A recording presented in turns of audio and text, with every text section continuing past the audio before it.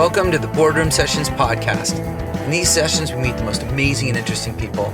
We learn about their passions, their business models, cool new technologies, and of course, their lessons on personal growth. I hope you enjoy.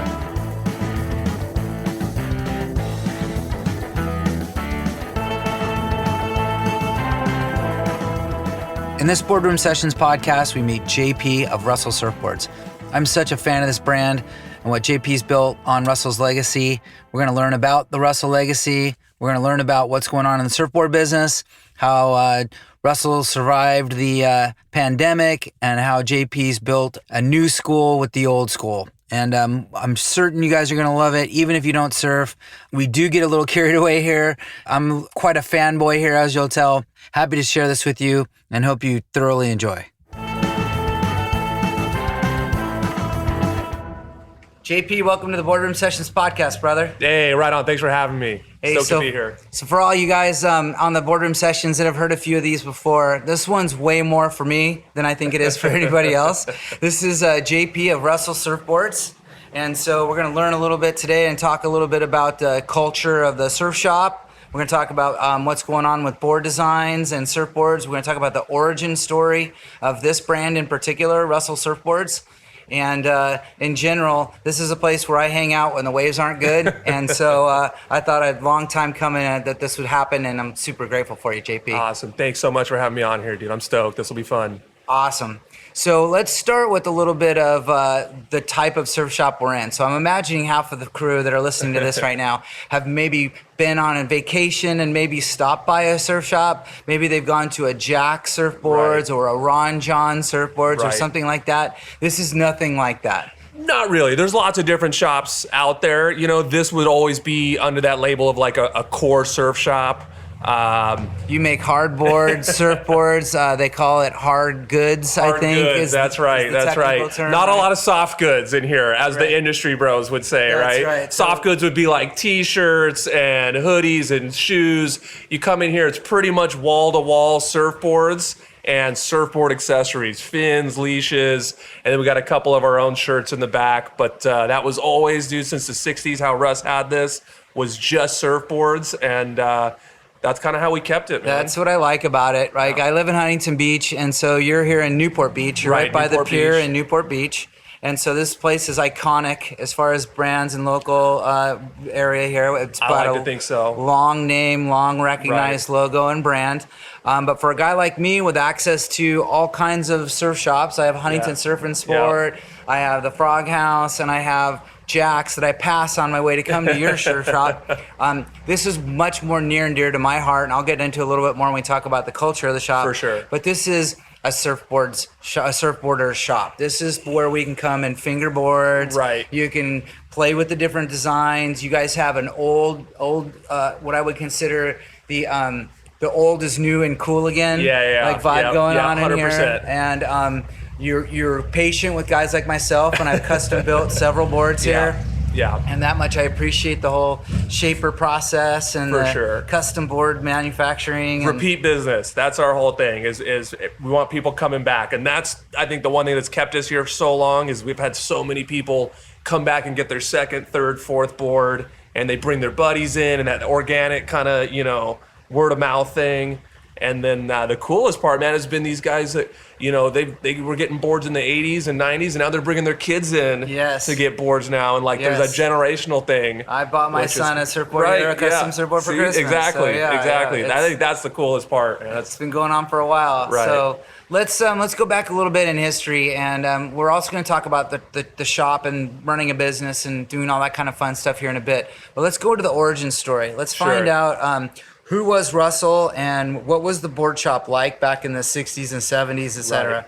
So Russ was 19 when he started Russell Surfboards. He started shaping boards in his parents' backyard originally, and they got kicked out of there pretty quick. It makes a mess, dude. If you don't know much about shaping surfboards, there is dust everywhere and resin. It's a pretty messy process. So he did a number of boards at his dad's place, and then there was these Kwanzaa huts up in Costa Mesa where Joe Quigg and World War II, right, the metal, right, metal latch round half round. And there was shape. Joe Quigg was shaping surfboards out of there, and if I remember right, Russ was up there and he picked up some of the tricks from the old guys up there making boards.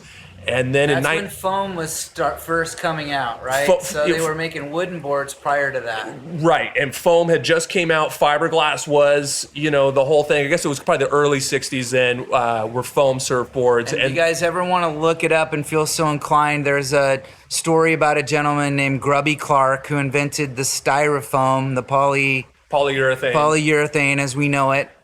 And Grubby Clark became Clark Foam, right, which had a capital on the business, on the market right, for a long, long time. But Grubby Clark, interesting guy, deep story there. We could probably have a whole podcast devoted to that. Yeah, 100%. But that's where the foam came from, and that came in the mid to late 60s, right? I think it was earlier than that. Obviously, I wasn't around back then, but I think it was a little earlier than that. But Russ opened the brick and mortar shop in 1967. So it's actually the shop we're sitting in right now. This beam right here was actually a wall, and it was this little half of a shop. Oh, I should mention we're sitting in this Russell Surf shop right now, right by the pier in Newport Beach. That's right. And I've got a cool picture of Russ when he was just a kid standing out in front of the shop here, and he had a couple boards in the window. And do you have any idea what the rent was back then? I don't know. Who knows, right? Yeah. $400 or something crazy. But here, if you give me 1 second. He's walking over to some hanging pictures on the wall right now in the shop. There's quite a few of them. Here's an old price list from 1968. Oh, wow. What's it say? $10 for the color add-on, $120 for any size board. Any size board. $120. $120. Wow. 10-foot custom surfboard, $120. So you guys know, surfboard fins cost more than $120 these days. And they're replaceable. And you can buy them in 1, 2, twin, or tri-fin, or even I've seen fin sets go $160 even nowadays, Yeah. Oh, that's great. So you have an original billfold here from the actual shop pricing list. That's great. So you can see it's the same phone number, same address. Oh, and, that's great. Yeah, but literally it's 55 years old. So I always think that's kind of neat, Yeah. So he got started in 1967. 1967, and first couple years, it was kind of a struggle. He was grinding it out. He really got bigger in the early 70s, and that was kind of through the shortboard revolution. All of a sudden, longboards kind of became obsolete. 1969, 1970, and in the meantime, he started his own glass shop in Huntington Beach called the Brotherhood.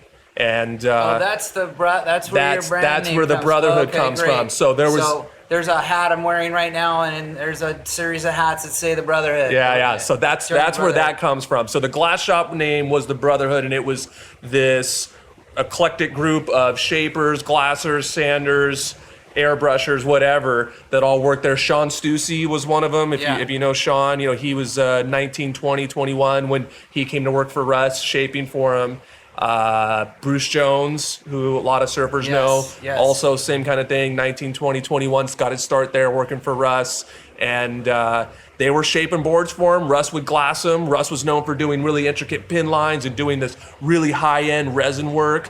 And back then, everybody wanted to be like Jerry Lopez. All those pictures started pouring out of the North Shore and Jerry Lopez at Pipeline, soul arching on a big pintail. That's when they first started going to this more maneuverable single fins with the pintails, right? Pointed nose, pointed tail. Versus, for those of you that don't know a lot about it, they were surfing much bigger, plankier, heavier longboards that they needed to get into the bigger waves of Hawaii, etc. But there became a revolution in the late 60s, early 70s, where they started to maneuver the boards and shape the boards differently, much more narrow tails, so that they could maneuver better. And so it created a new style of surfing. And Jerry Lopez, and those of you who don't know who Jerry Lopez is, if you ever seen the movie Conan the Barbarian, he's Arnold Schwarzenegger's Conan sidekick in that movie is Jerry Lopez. Yeah, Lopez is the man. That's right. So 70s, mid 70s, late 70s, business was really good for Russ. He was really known as this high-end board, this premium board.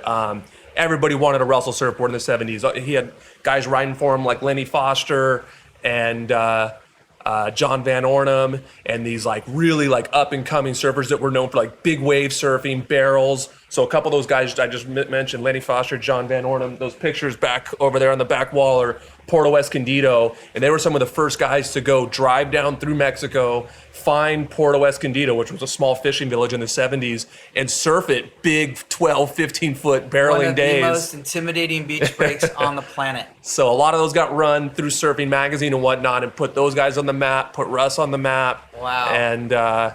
And the logo that went along with all this was the Brotherhood logo, which was the 5 hands going around in a circle. Okay. And it's the 5 races of the world, kind of all holding hands. Russ was like really like hippie then, smoked a lot of weed and like long hair, peace, love. He was vegan, Right. vegan in the 70s, That's unheard right. of, you know? Yeah.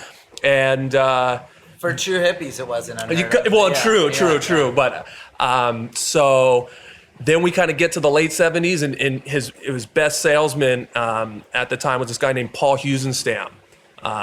Great surfer on his own. And as Russ started to get bigger, he was entrepreneurial. He went to Russ and said, Russ, man, we you know, Quicksilver was coming out, the soft goods, the surfboard industry, Right. you know, the surf clothing industry was starting to blossom. And he's like, Russ, we got to get in on this. And we need to carry these clothes. We need to get this stuff coming out of Australia and put this in here. And Which Russ, makes perfect sense because you're in a location right now Right. where your next door neighbor is like a rental and tourist goods Yeah, shop, yeah, right? So yeah. there's that crowd is here. Yes. There's no doubt about it. We're talking to you on the week after the 4th of July weekend. So this place is absolute mayhem, and people probably come in the shop all day long looking for Yeah. stuff. But this is a core surfboard shop. Right. And Russ told that to Paul, said, hey, Paul, I'm going to keep it just to surfboards, man. Like, this is what I do. This is what I want to do and whatever. And so there was a unit for lease right next door. And Paul goes, all right, Russ, well, I'd like to get that unit next door, and I'm going to sell all the soft goods and T-shirts. Is that okay with you? Kind of asked his permission, We won't be in competition. I won't sell surfboards. You sell the surfboards. I'll sell the soft goods. And Russ goes, all right, man, no worries. So what he started was Newport Surf and Sport. And if you were around back then, It was a whole block over here. Yeah, right? it was, exactly. It expanded quickly. It was huge. And but what happened was there was bad blood right away. He started selling surfboards right away, and it was instantly they were competitors. Across the street from each other. No, on the same street, next door. Oh, wow. So, and their doors faced each other almost. So there was immediate, friction. All the employees at Russell Surfboards were real loyal, and it was this thing that went back and forth for years. To the day Russ died, he never forgave Paul for any of that, man. He held on to that. Oh, and the whole thing was too, that Brotherhood logo, that hands logo, it was the 70s. Russ didn't have it trademarked or registered, but Paul unveiled the new Surf and Sport sign. It had all of them. The hands logo was the logo. And Russ is like, dude, you're gonna steal my logo? That's horrible. Yeah, horrible, right? That's not good. So Russ, from that day forward, never used that logo again, and he was, obviously upset. You brought it back? I brought it back. It's not out in production right now, other than right. with you. I went and looked it up. I had a lawyer look into it, and the trademark expired in 1998, which is also when Newport Surf and Sport went out of business. There you go. Brought it back. There you go, Russ. It's back. It's back. It's back in the right place, That's good. So, but I always think it's the coolest logo, and it has such a cool history behind it. But anyway, Russ went from that vegan, hippie, pot smoking to Paul left him. Competition. The '80s happened. Surfboard became more punk rock and more hardcore, and localism became a thing. Yeah. And it got more crowded, and then all that there was more money now with Quicksilver, and what else was going on? Rip Curl. That's when I was growing up. Right. Surfing. That was your prime time right That's then, right? And Russ went from that to he's not vegan anymore. He's getting heavier into drugs and partying, and business is booming. In the 80s, they could not make boards fast enough. He was selling them hand over fist, Russell Surfboards. Yep. And business was great. He just, personally kind of was having this down spiral. And that was kind of the reputation for the shop. 100%. Right? The what I heard when I first moved into the area, the early '90s, late '80s was that this was the party shop, right? And that was the teen competition shop across the street. And yeah, I remember that. Yeah, and the Russell guys were kind of like they were the tough guys in the water, and they were the ones drinking and partying, and yeah, they weren't doing any of the surf contests, Right. you know, they weren't dressing up. Anti-contest guys. It was very punk rock, and Russ was all about, he was huge on loyalty, man, and if you were a Russell guy, like that you were a Russell guy. You weren't riding any other boards, Yeah. you weren't wearing any other t-shirts, dude, and it was kind of like a little surf gang in a way. And then he got in trouble, man, and he was not doing good with his books, and he was doing a lot of drugs. Cocaine was big in the 80s, and he got busted, dude. The shop got raided in 1986, Wow. I think, and he got arrested, and there was a huge thing, man. It looked like it was the end, you know. And long story short, it all ended up being okay. It all kind of fizzled out, but he cleaned up his act after that, got sober, and got off all the drugs, and kind of became, it really freaked him out. It scared him, Sure. you know, and then kind of that exited the 80s and into the 90s, and through the 90s he was more clean cut, but still had that reputation kind of following him around, and a lot of the guys that still worked for him weren't all clean cut, you know what I mean? They were still kind of, carrying the code. carrying the comb, but Russ just got more involved in work, and he had 2 granddaughters that were born in the 90s, and kind of became more about family for him, and his priorities changed, you know. Yep. Where did you come into the scene? Early 2000s, so I'm following up, so it kind of falls into the lineage there. So 2006, I was 21, and I ended up here in Newport Beach, kind of like that though, kind of on a bad spot a little bit. I've been partying too much, and I didn't have a lot going for me, didn't have much direction. I was from the Bay Area, so I grew up surfing Santa Cruz and stuff like that, and kind of made my way down the coast. I'd kind of, burn some bridges in one town and move on to the next one, Santa Barbara, spend some time in Santa Barbara. Right. And I ended up here, man, and I was living down on the peninsula on 12th Street, and I ended up walking in the shop. I didn't have a board anymore, and but I started hanging out in here. He had a bunch of, just like it is now, chairs and couches. Just to give you guys the view, it's a big open space with basically surfboards going all along the wall, but there's couches and chairs and TV that pretty much has surf flicks going 24/7. And the whole idea is for people to come in and hang out, which is not what you really see in any retail locations anymore. But that's how it was back then. Anytime you walked into the Russell shop, there'd be totally normal to see 4, 5, 6 guys hanging out. And that is 100% why I'm here. Yeah, right. That's the vibe that I grew up with. We'll talk about. But that is what I consider a surf shop, right? And Same. so that's where I want to be loyal to. Yeah. I want to continue that. Not to say that I don't need some of those goods, those soft Right. goods every once We in a while. all do. But for my surfboards and my crew that hangs out, I want to watch surf flicks. I want to talk to the boys that just got out of That's the it. water or back from a trip from Indo. That's it. So I remember walking in there, and there's guys with half a wetsuit on that just got done surfing. Everybody's eating TK burger, hanging out, and I'm like, wow, man, look at this, dude. I want to be a part of this. And so I just ended up hanging out in there a bunch. And eventually, Russ gave me a job, just working the store in here and selling surfboards. And I had started to get my act together. I was getting on a better path, and then him and I just got really close, man. We just clicked. I think having that struggle in common. And Russ didn't have any sons. He didn't have any grandsons. He had a stepson, and then the 2 granddaughters. And so we just really, I think, connected. At least I always looked at him as like a father figure for sure. Oh, that sounds like it was bi-directional. It sounds like it worked both ways. Right. Yeah. And it was just the next couple of years, man, where I was all about Russell Surfboards. I was in here every day, whether I was working or not. And the guys that worked here were all of a sudden my best friends. And we were surfing every day. And I was living the dream, man. I was riding my bike to work. I lived up the street. And I just fell in love with this whole idea of, handmade surfboards being sold, and that history and heritage that went with it. And I've been looking for something, man, to be a part of something, I think. And I found it here with these guys, The brotherhood. The brotherhood, Yeah. It was, dude. Yeah. And it was, everybody was just stoked and happy and surfing, and it was cool.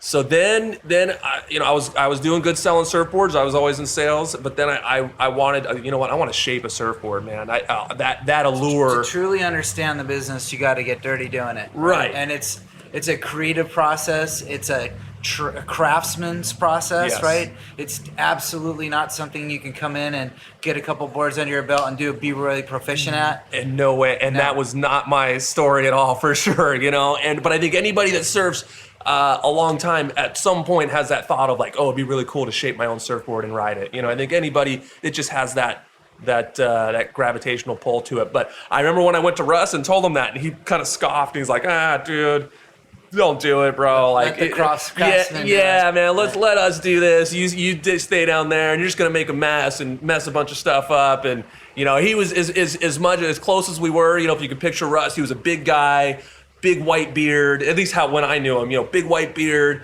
old guy. He was in his 60s then. And little grumpy, little gruff, you know, but he had a big heart, but he could kind of keep it hidden easily, you know. Old salts. Old salty dog, Yeah. man. And so I remember going to him and going, Russ, I want to shape a board. He's like, no way, Grom, you know, no, it's summertime. We're busy, dude, you know. Yeah. And Grom is what we call the young kids. Right. Usually preteens, like, you know, 10 to 15-year-olds. That's Those right. are Groms. Right. And it's not derogatory in a sense. But if you know, at being 21, it was kind of derogatory to call me a Grom then. I was like, Russ, I'm not a Grom anymore, man, you know. But I remember going and buying a blank, and you could buy them. You could buy a second quality one. Mind you, Clark Foam just went out of business in 05, so this is 06, 07 now. Mm-hmm. But you could buy kind of a crappy one for $30 back then. And I remember going up to the glass shop, and after everybody had left, and shaping out from what I knew after watching these guys do it for several hours, Right. and doing a horrible job. The Oh my God. board was hideous. You could ruin it at any phase, Yeah. by the way. So you take this block, a long block of foam Yeah. with a wooden stringer in That's the right. middle of it, right? And sometimes more than one stringer, but typically a stringer in the middle. And the very first part of the process is a saw. Yes. And you're cutting a hand saw in a rudimentary shape of a surfboard. And you can literally, right at that very first step, blow it. Yeah. and cut too much or Yeah. cut on the wrong side or whatever, Right. and blow the whole symmetry of the board off. Then there's multiple steps that we're talking about Right. getting good. There's machines now that do a good 2/3 of that kind Yeah. of shaping. Then there's hand shaping after that. And then there's hand sanding Right. techniques, and some guys are purists in the way they use the sandpaper with their hands. Some Yes. guys use foam. I just read an article in Surfer's Journal that was 20 plus pages of guys talking about their various favorite method, whether they Right. use a sponge or a rag or a wooden carved out one. Yeah. That they have. I mean, everybody has their own. And a lot of them guys would make their own tools and make their own little templates and stuff for Yeah. it. It was very, you said It's very a craft. It's it's definitely a craft to get that foam in the state that you want it to be. Right. Then there's a whole nother Oh, part man. of the process here where you have guys that do the color and the glass. The fiberglass work. So the fiberglass work is very different. Right. It's a dirty part of the business. Man. And that was always Russ's job. Is he was the laminator. He would do the fiberglass and the hot coating. But yeah, It's so catalyst, it has to be mixed right, it has to be done at the right time. You got to layer it and pour it. You have to be Yes. patient. and unlike shaping you could spend 3 hours in there and just do every step a little bit at a time and take your time. Fiberglass work, like you said, once you catalyze that resin, you got 12 minutes. That's it. And the resin's going to turn to jello in 12 minutes. And so that's how much time you have to work with it. So you got to get going and make it right in 12 minutes or else There's you're this gone. whole process of using the scrapers to push the resin deep Right. into the glass and get all the glass covered Yeah. right. Then there's a coloring process. Right. Then there's the stickers have to be added in Yeah. there in the middle of the right process. To carry on, but sometimes we're doing laminates in there. Like Yeah. I went and got Custom some cool lambs. material. Yeah. That's from right. a Fabric inlays. shop and Yeah, did that's fabric right. inlay on one of my longboards. That's right. So there's all kinds of things here. You have Yeah. to worry about the fin boxes. You have to worry about the leash plugs. Right. There's a lot going on in the manufacturing process. There's a lot going on. And Yeah. if any of it doesn't get done properly, the board essentially, Yep. is useless at that point. And while But, we're talking about that, something that makes your shop now, today's product at your shop, is the beauty of the boards. You have a very high quality, pretty colors, Right. multiple different colors. You have like the V's and inverted V's. Yeah. You have the rail wraps. You have all these very eye appealing.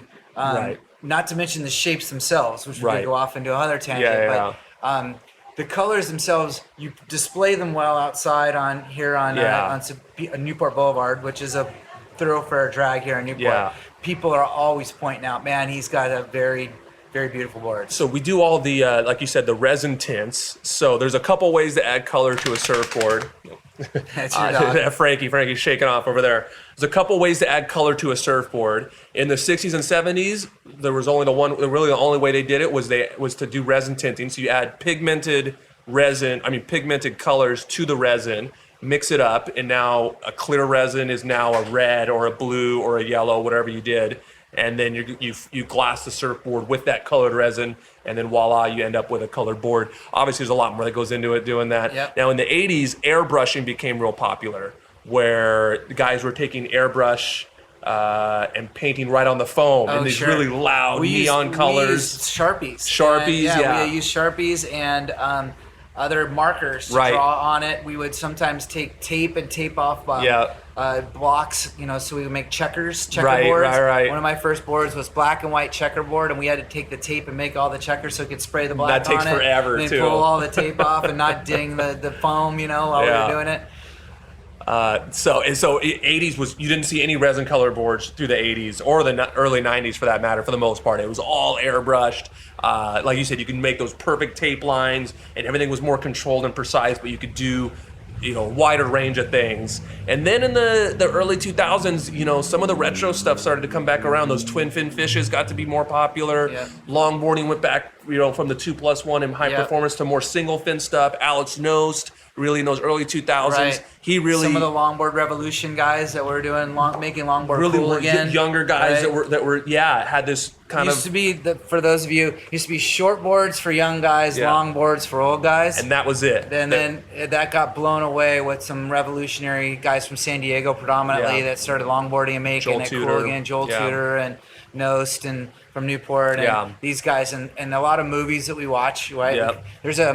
There's not a plethora, or there hasn't been until recently with YouTube and everything, a plethora of movies. There's been most movies that get published or produced, surfers see them. Yes. So right. if something's happening out there in surf culture, most surfers understand what's going on in that surf culture. So that being said, the longboards are definitely popular again. Mm-hmm.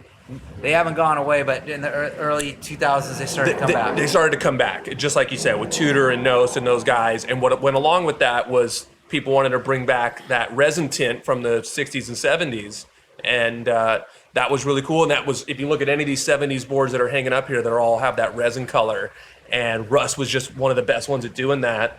And then now, Dave Naylor and I kept the tradition going, and we do pretty much all resin tint stuff, and we do really tight cut laps and try to keep it to be okay. That's our thing, And it's evident here in this shop. This shop has a what's old is new again kind of look and feel, and so even the surfers that gravitate here dress a little bit more old style mixed with the new. It's new clothing, but it has an older style to it, right? So what's old is new again and cool again. Mm-hmm. And so the shapes you have going on in here, the was started with the fishes and the retros, is now moving more towards even the 70s longer boards with the meat up front and the pin tails down low. Kind of teardrop shape. And again, culturally, in the surf culture, there's a movement moving that direction now.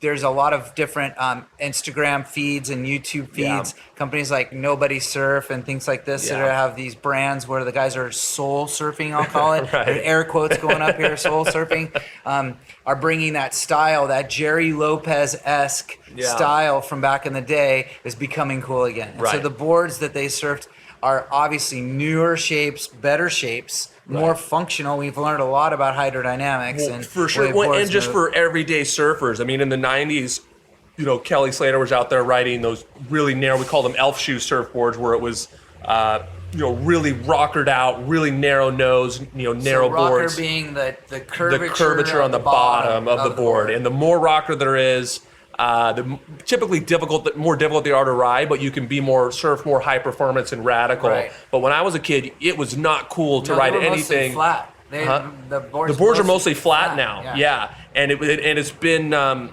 been good for average surfers like me and you, because back Who you then, calling average? hey man, I put myself in there with you. Just anybody that's not on the WCT tour or whatever they're calling it these days is surfer.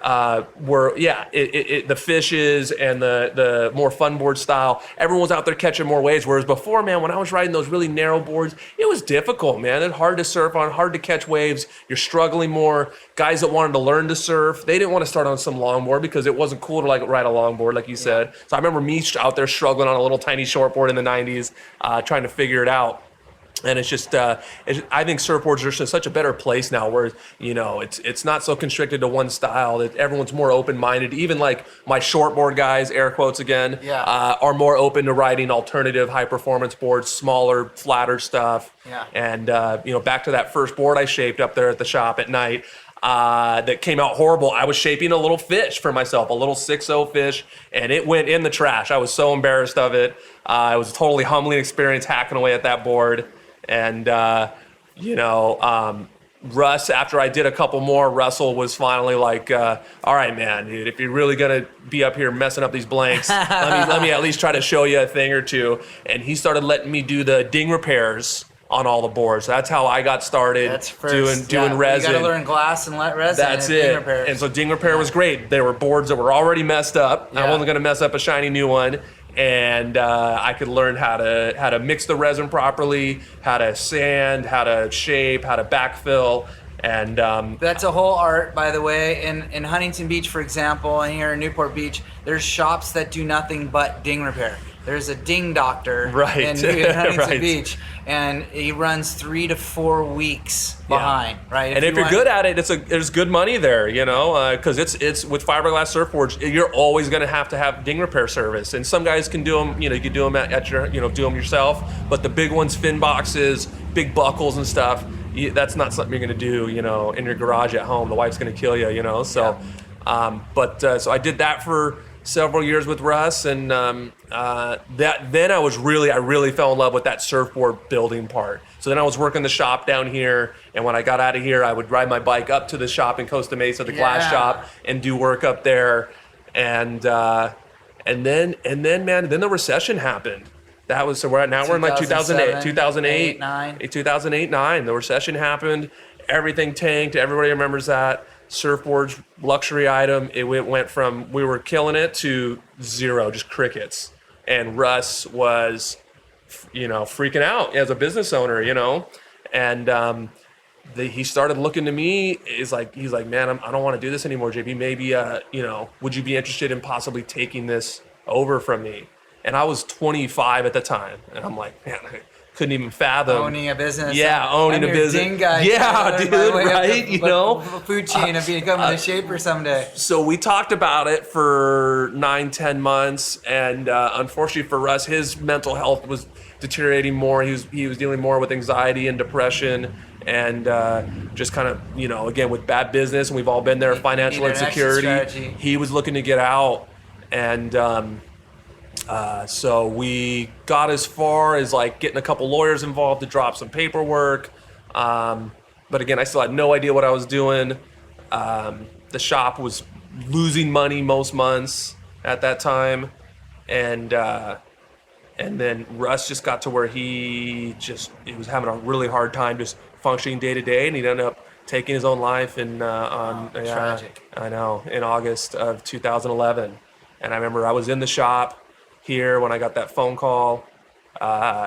His wife Cynthia, who's this really sweet woman, called me asking if he was down here with me, that's where he usually was on a Saturday, and I said no. And she goes, I can't find him. And anyway, we won't have to go down that dark path too much, but so there was a transition. There was a transition, but obviously, now Russ's death was very public. Everybody heard about it. Everybody was devastated, including myself. And the question was, what's going to happen with the shop? Here's this iconic shop, who's going to take it over? What's that going to look We're not like? just talking about a shop. You're talking about a brand. A brand. You're talking about a tradition, a brand, and an iconic brand here in the neighborhood. Right. And the brick and mortar's right there by the pier. To surf Blackie's, you have to drive past that shop. And so everybody that surfed down there, you know, has at least, if they haven't stepped foot in there, seen it, you know. So I remember all that up in the air. And people started coming forward going, I want to buy it. And, oh, no, I want to buy it. No, I want to buy it. People that I never even knew, you know, I had no idea who they were. Sure. And I'm like, man, this is, you know, this is going to go. We're going to lose all, you know, all this. And but I just kept trying to suit up and show up for Cynthia, because obviously she's hurting. But anyway, down the road, Cynthia approached me and said, hey, I know that Russ, you know, wanted you to take this shop over, and we're going to try to make that happen, you know. And awesome, right? You know, so cool. She gave you a pathway to ownership. To ownership. That's fantastic. Fantastic. And she could have got a lot more money going elsewhere. But she wouldn't have been able to keep the brand the core. She knew that I was going to honor that vision that Russ always had with it. And she knew that it was going to keep it that way, and that, you know. And we're here today, 2022, right? Over halfway through the year, and this shop is very core to the core of what Russ wanted. 100% right, back in the day. And so I knew we had to keep it like that. But then I had this whole thing of me wanting to, you know, make it my own at the same time, if that makes sense. You know what I mean? Like, put your own spin on it. Put my own spin on it. And right. I wanted to take it up a level. And I was hungry. I was 25, 26, and man, you know, I wanted to make the Russells huge again, or whatever, you know. And there was a lot of people that doubted me, man. There was a lot of these old salty dogs who were like, what? Who's this 25-year-old kid? Yeah, bro. Corporate world. Right. And the recession's going on. And Quicksilver getting bought, and right. Nike buying Hurley. Right. And all this kind of corporate thing going on, right? With big monoliths like Jack's, which is less 100 than yards away, 100 dude. yards Yeah. up the street here. We have this huge shop right giant there. Brands. Jack's has what, like 6 shops across Southern California? Massive ones. Massive shops. Yeah. And so it was hard to not doubt yourself too. So now I had to build a glass shop up in Huntington, or up in Costa Mesa, and try to keep all these wheels turning, where we're actually manufacturing these boards and then selling them down here out of the store. And there's obviously, I fell on my face a lot, man, especially that first year. And luckily I had some friends around me that, you know, had owned businesses and kind of helped me through the thing. But a lot of it just was figuring out trial and error, man. You gotta man. learn on the job. You know, some of these things you're not going to be able to train until you actually find it, until you deal with it. 100%. Congratulations, man. Thank you. I'll tell you my story about Russell is that I've lived in the neighborhood here all through the 90s, right? I moved down here after college into Newport Peninsula, right? And I was a avid surfer, an avid shortboarder at that time. And you know, Russell wasn't on my radar. Russell was more of the older school boards. You were coming back to in the 90s. It was much more a shortboard era, and so it wasn't interested. The boards I liked were white. They didn't have any colors on them. They had logos maybe, but it was more about production boards and trying new things and heavy rocker, Channel Islands, what's Tom Curran surfing these days, right? That kind of thing. And so that was where I was at that time. But settling down here in Orange County, I ended up moving to Huntington Beach, the next town up. And I gravitated to your shop with you here because you created that vibe that was exactly reminiscent of when I grew up. Right. I grew up in a little surf town called Port Hueneme, north of here, about an hour and a half, up in the Oxnard area. And we had Anacapa Surf and Sport, which Butch Towers was our shaper and the owner of the shop. And he started in his garage when I was a little kid. He finally got a shop. And whenever there was no surf, we would go hang out at the surf shop and watch surf movies all day. And my friend Scott worked at the shop most days. And so there'd be 5, 6, 7 Groms hanging out at the surf shop all day long. And, you know, we had no money. We were just running around trying to scrounge money for food, doing whatever we could to make fun. Go surf. And so when I come in here and hang out in the shop with Mike or with Jeff or with you or any of the guys that are working here, I have that exact same throw me back vibe. Let's pick a movie. Let's get into it. I come and I've touched every board in your shop 100 times, and I've had nothing but custom boards from Russell ever since. Ever since. Right. That's right. So you've even modified some of your boards to my liking, Yeah. and we've done custom, and you're patient with me in that process, Yeah. where some people aren't so patient with me. Well, but I love that. I love the design. You know what I mean? I think that part of the collaboration. Yeah. And you have very specific ideas of what you want, and it makes it fun. You Yeah. know? And you They're cater always a to- little challenging, but it's good. I came in one time with JP. I brought a broken board in half of another brand in That's here, right. and wanted to put a spin on it, and said, "I want this board, but not this board." And we ended up creating a whole new board, and it's amazing. And now I'm on my second version of it. I've got one that's now got laminate on it, and You've all got your kinds own of stuff. file for that board. You have your own Exactly. file next to all the other models. It's your own model now. It's fantastic. I forget what we named the file. Miller but, time or yeah, something. Yeah, that's probably And so, it. and so my shortboard is a version of the Magic Marker, Yeah. right? So I Right. wanted a Magic Marker, but I wasn't keen on the beak, and I Yeah. wanted a little less meat over here and a little more meat over here. Right. And you were very accommodating to work through that whole process. So that makes me very loyal, right? For sure. So you talk about you wanting to put your own spin on it. So Right. times are different now. We Yeah. live in an internet world. We live in a social media world, right? Yeah. So one of the things I do to make myself a brand loyal rider is I make sure to post pictures. I post Totally. pictures of Russell gear. I Yeah. go on vacation to El Salvador, to Costa Rica, and I'm popping shots off on Instagram Yeah. with Russell. I'm tagging you on Yeah. your brand. I follow the Russell Surf Shop, right? And so Right. I make sure that we get that name out there and do those kinds of things. You've done really good at that. Your brand, your logos are around. So if you go back on our Instagram and go all the way back to the bottom, you know, we didn't have an Instagram before I took the shop over. We didn't have a website. Russ was that old school. We didn't have a point of sale system. We didn't have even leashes or fins. I mean, you know, this is a lot more than we used to even have. And this is still, you know, it's still not much. But I remember taking the shop over, and I put a point of sale system in, and I made russellsurfboards.com. And I started on Instagram. And Instagram back in 2011 wasn't as big as it is now, obviously, but it was still crucial to have. But we, you know, there was still Bliss magazine back then and Ghetto Juice magazine, Which and are free mags that are dropped around and paid by Right. paper, and they're put on people's. They're nice glossy photos and stuff like that. But that's how the brands get to advertise, and get the names So out. we and used to stuff like take out that. ads every month in those magazines, and then for a couple years, and then they fizzled, unfortunately, just as a lot of paper stuff went. Advertising's Print went out, you know. more return on your buck on an Instagram ad than you will So, on all the print. Literally, our whole marketing budget goes to Instagram now, Sure. and that whatever includes team riders or whatever, paying guys to do posts, but that's literally our whole thing. And then guys like you, that organic, Yeah. you know, posting. I post for free. I post for free, and I just want to be tolerated when I come hang out at the shop, which is awesome, which is fantastic. But that's the vibe that I grew up with, and Right. that's a culturally not unique scenario for Southern California. I would imagine for surfers around the planet. Yeah. It's a very shop-esque kind of environment Yeah. and scene. Your shop is eclectic too, is something I really, really enjoy. So for Right. a surfboard shop, you don't cater to one crowd. You No. cater to a wide variety of crowds, right? 100%. I was in here picking off a board that came out of from the shaper. Yeah. And it had plenty of glass on it. It was heavy. It was for a longboard shape. And that day, you were talking to a guy who was getting ready to go to Indonesia Yeah. on a surf trip, who was getting an asymmetrically shaped board, which means it's not even. Right. It's one-sided for specific right or a left wave. Right. He's gonna be surfing on probably at some resort in Indonesia Some for days. world-class wave, Right. you know. Some kandui Yeah, or yeah. some macaronis or something, right? 100%. But that's the kind of crowd we have Yeah. here. So my son, who's 31 now, Yeah. very different taste than I have. He's Right. very retro. Like he Right. likes black wetsuits. He likes fishy boards.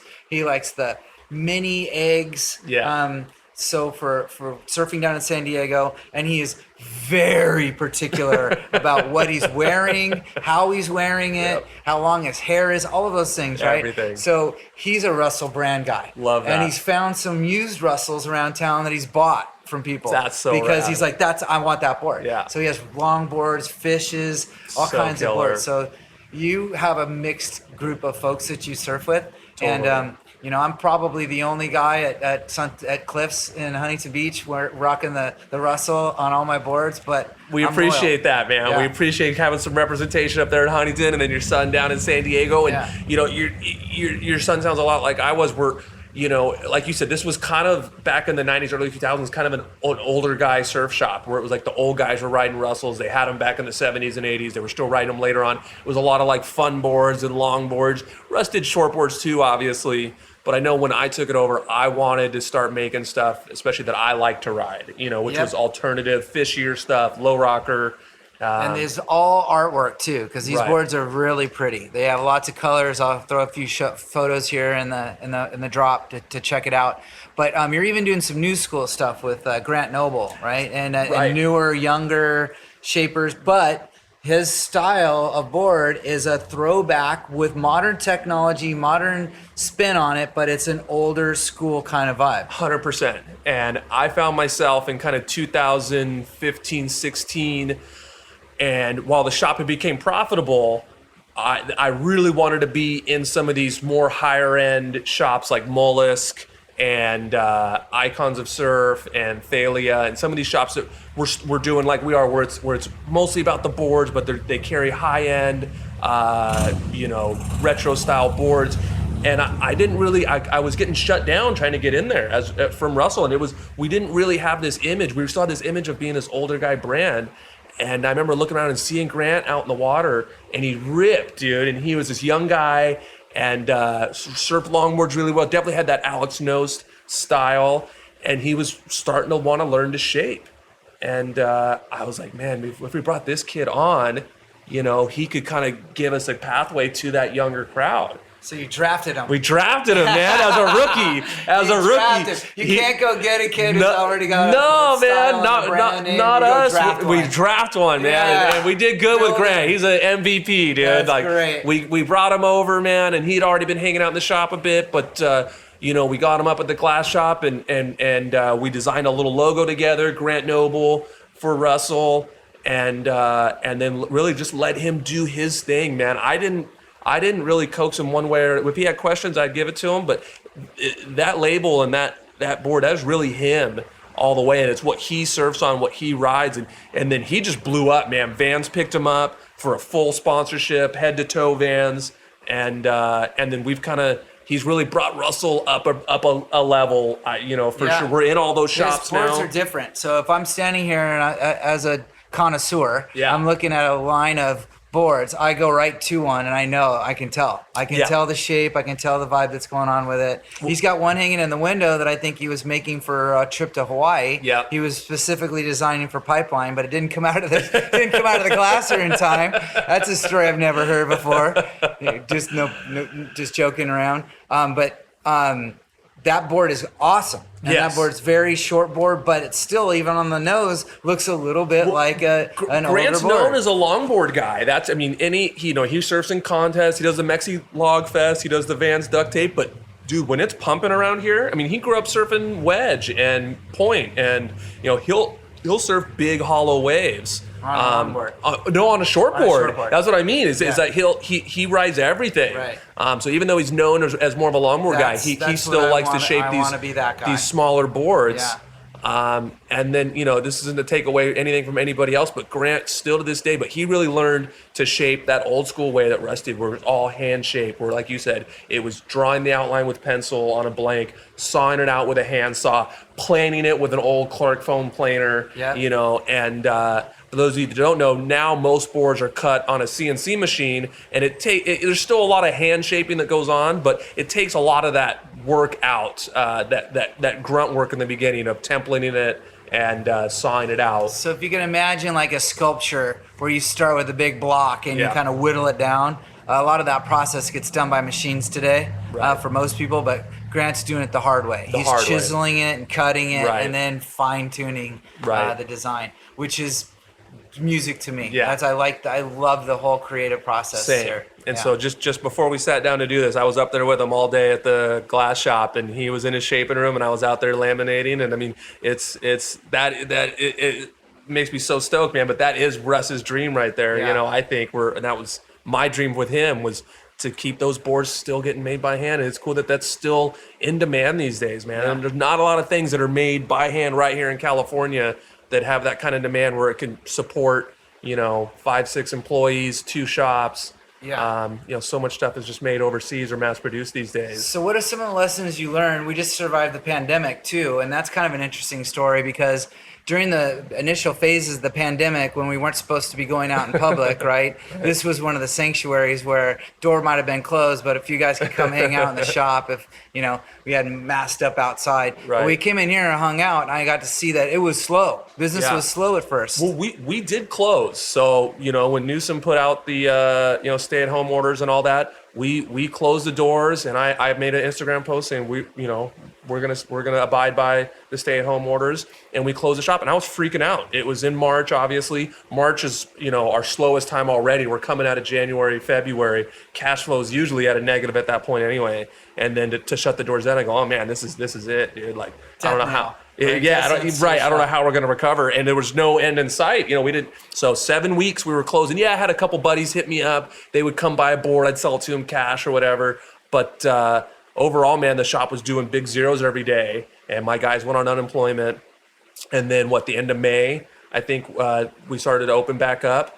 And it was crazy because it went from, dude, everyone just was so stoked to get out of the house. And surfing was one of those things you could do it socially distanced, and it was COVID friendly. There was a huge push toward outdoor activities in June, July of 2020. A gigantic one. There was also the money coming around. Right. So everybody was getting an unemployment check or a COVID check. Stimulus check. So there was plenty of that going around. And so in the harbor, in Newport Harbor over here, there were soft tops, there were kayaks, and people were starting to go buy Costco surfboards, right? So they're buying these soft top surfboards. They're super cheap. They're a couple $100. They're easy to learn on, right? But what ended up happening, in my estimation, correct me if I'm wrong, but it looked to me like guys were graduating from the soft tops towards the end of the summer and trying to get a more advanced surfboard. For sure. There was definitely a lot of new guys that came to the sport because all of a sudden everybody was at home or they're working from home. They had all this free time. Everything else is still closed. You can't go to the movies. You can't go to a concert. Transplants that didn't surf before that are all here. Of a sudden we're like, I'm gonna start surfing. I got nothing else to do. I think everyone probably had something like that they started to do during the pandemic. The weather was great that year too. Right, it was. We had a really good waves. Summer, good waves. So we all of a sudden saw, surfboard sales just go through the roof, and it was record setting, and we couldn't keep up. I remember I came looking for a board. The shop was empty. Yeah, I was taking a trip in September. I came in July thinking, hey, it'd be a great time to get a board on before, and it was. It wasn't going to happen. We would normally have 80 to 100 boards in the shop, and in that summer we would have 10 or 12. It looked like we were just going out of business. The racks were empty. It did. It looked like it was picked over, and that was because it was picked over, and you guys had a backlog of boards on order being shaped, so it wasn't like business was hurting. No. You just couldn't put any eye candy in here. Right. I'd never see anything like it, man. But grateful for it because obviously, the business did really well. Where that carried over through 2021, and honestly, we're still above average. It has definitely slowed down to more normal levels, but it's stayed above average. I think because a lot of those new surfers that picked it up, not everybody stuck with it, but a lot of them got that stoke, man. And you know how it is. You get that one good wave, you get addicted, dude. It's a fun sport. So a lot of guys stuck with it, and now they're regularly buying a board or two a year.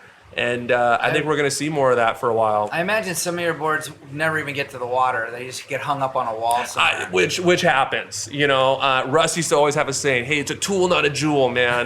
He wanted his boards to get ridden. Yeah. Use it. Beat it up. Ding it. He hated when guys would come in and go, not a jewel. Tool, not a jewel. He hated when guys were like, oh, it's got a little scratch right here, man. Like, can you fix it? Russ would be like, dude, surf that thing, man. Yeah. He loved when his board snapped in half on a big day. Like, that means guys were riding it how it was supposed to be. But in the nicer neighborhoods here in Newport and Huntington, I've made loads of boards that go on Lido Island that are hung up on the wall for artwork. And I'm grateful for that, man. I take pride in that I make a board costs the same, costs the same, and that someone takes that much. Wow, it's something that I made that they want to put on the wall. Killer. We've done it for corporation offices and stuff like that. But no, at the end of the day, my favorite thing is doing your boards, dude. It's someone that's really into surfing, really into surfboard design. And if I'm doing Mike's life right, then my boards have got stamps on them from various countries. That's and they're right. getting traveled, and they're getting dinged, and they're That's getting well right. used, right? Tool, not a jewel. Well, You're that's hard right. on your boards, That's man. right. I've had that magic marker shape. I've duplicated already twice. So Right. we've gone, and one's probably not broken yet. It just looks like it's about to break. So I went and got another one There you just go. in case it broke. There you go. So that's how much I love using these boards. That magic marker, that was really the reason that we hired Jerry O'Keefe, and that was one of the first big changes I made taking over the shop, was to bring on a new shaper to kind of mix things up here. But it was that magic marker that a friend had been surfing on this label I'd never heard of, O'Keefe Surfboards. Yeah. And I said, dude, this is the raddest little shortboard I've ever seen. I go, you got to put me in touch with this guy. I never even heard of him, and he was down in San Clemente, and I reached out to him. And, dude, I just think he's one of the tip-top shapers around that he's kind of underground, dude. Yeah. But he'd been in it since the 80s, 70s, really. But 80s was doing Robert August stuff and Dewey Weber through the 90s. And then now he's been with us for 10 years. So for those of you new to this conversation, shapers are a creative type of individual and often come with a hard to deal with, antisocial kind of vibe, right? Yeah, Am I right? 100% right. So they're the guys that they're cool being alone for 3 hours at a time, shaping a board and being perfectionist about it. Right. They don't like being told what to do. No. They don't like pressure. They don't like, hey, I got 4 orders. What's going on with that board over there? Can you just Typically, pop it they're out? not easy to work with. They usually have pretty big egos, Everyone's been telling them that they've shaped the best boards ever, for how many years, and they know they're good.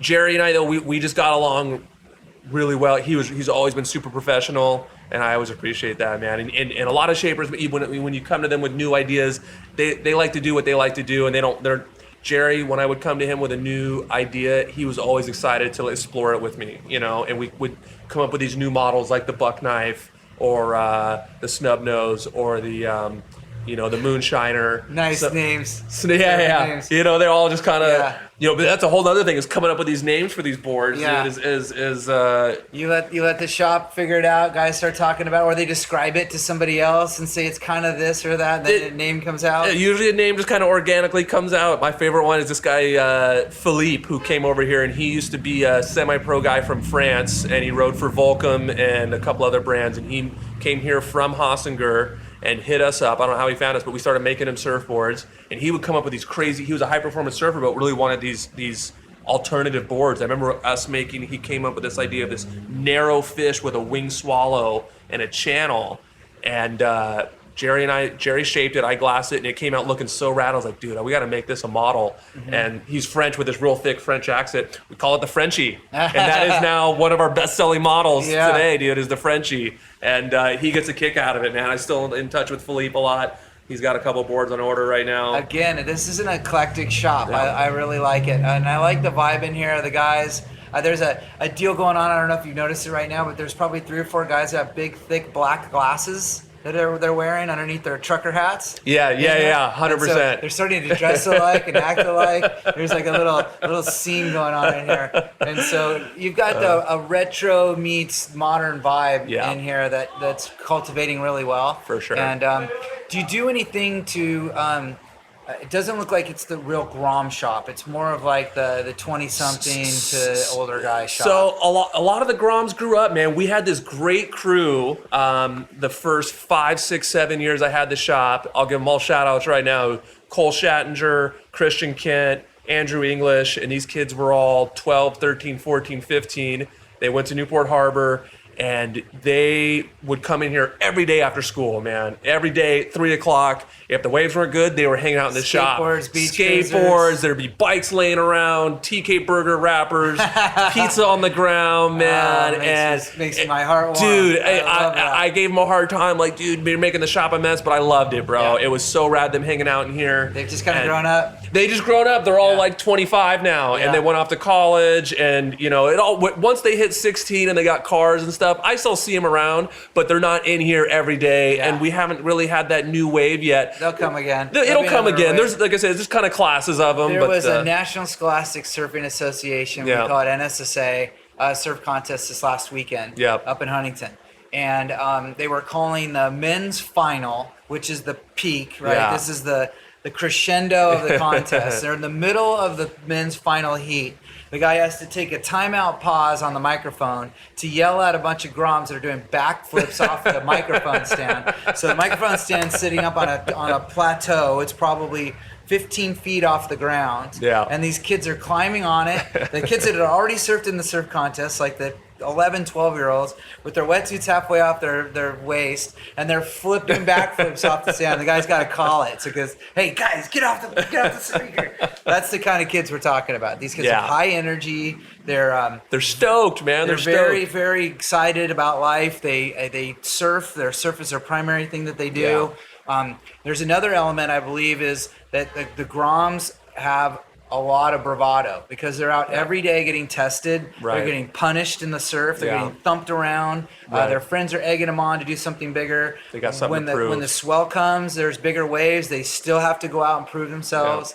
There's a new contest, so they're always on this growth trajectory. So you combine all of that little kid stuff together into one package. We call them a grom. Grom, dude. Yeah. It's such a good word, man. It instantly probably different for everybody. But when you hear the word grom, you usually have someone you picture in your That's head. right. Smile. I know I do. I've got a couple. You know. So I aspire actually to hold that grom inside. There you go. Right? Yeah. And so I want to keep a little bit of that going and cultivate because I was that kid. I am that kid. Yeah. And I want to still have that going. I think you do a good job at that. That's Mike, why we have that shop that shop thing going on in common. Right. That's why we're recording this podcast. Exactly. I feel it, and I congratulate you, man. I'm super excited about this because I go to the big brands and I see those shops, and I know one of the owners at Jack's. I see him regularly, and I know the guys at HSS. I've surfed with the Sun, and I love all those guys, man. And so it's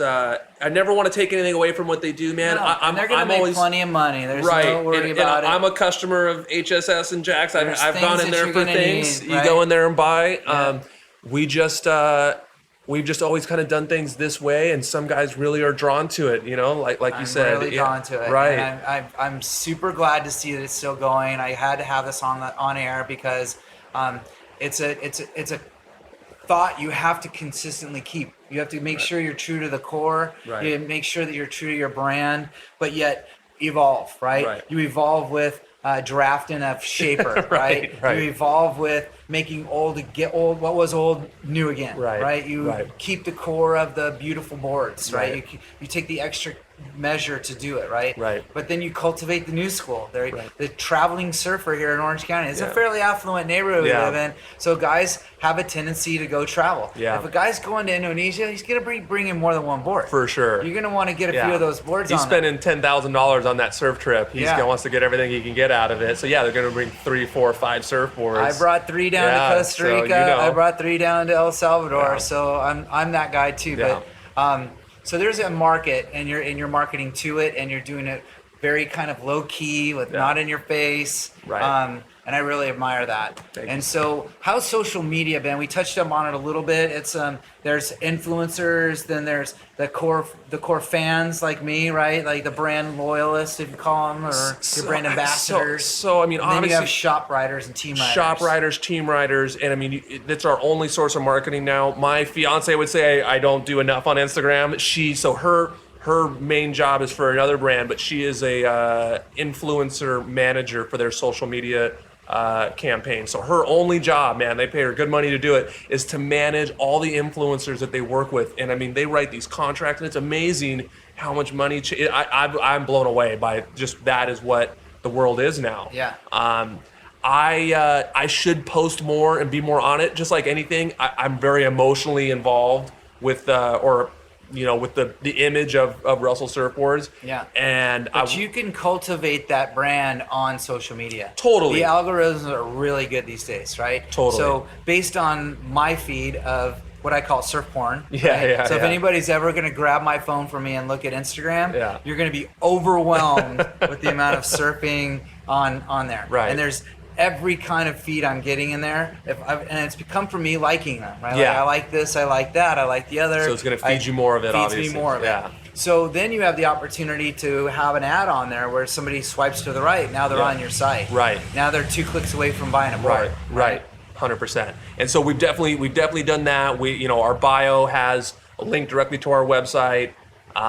And I've just really tried to make it somewhat balanced about the boards, about the brand, and then I try to honor Russ as much as I can in our social media feed, because I've got a lot of old guys, man, that follow us, dude. Lenny Foster and all those guys, are Jeff Timponi, a lot of these shapers that shaped for Russ in the 70s, 80s follow me on Instagram. Yeah. Jeff Timponi's still shaping. Legendary. He's over in Maui, dude. Great guy. I stay in touch with him. But it's important to me for those guys to feel like it's still Russell, and it's still Russ, and that was their dear friend who was gone. Yeah. And this is kind of the only remembrance of him. So I'm always cautious of that still to this day, and his family, man.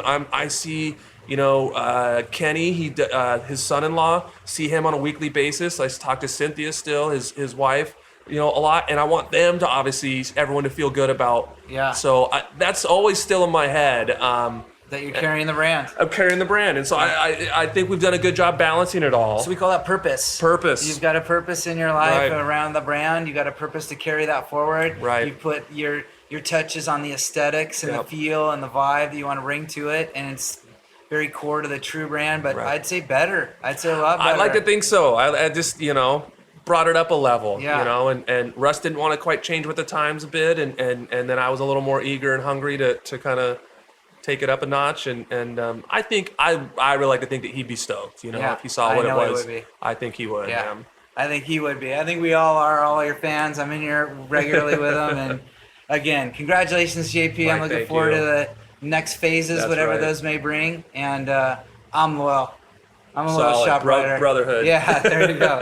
All right. Thanks for joining us, man. I appreciate it. I'll put a link to the website here on the show notes, and Perfect. We'll take a photo here so everybody can see what the surf shop looks like. Awesome. Thanks, Mike. Thank you. Hey, Mike here. Hope you liked this boardroom session. Please check back to our future sessions as we're recording a new one every month. If you want to reach out, look for me on LinkedIn or send me a note at mike@sidepath.com. That's Mike at sidepath.com.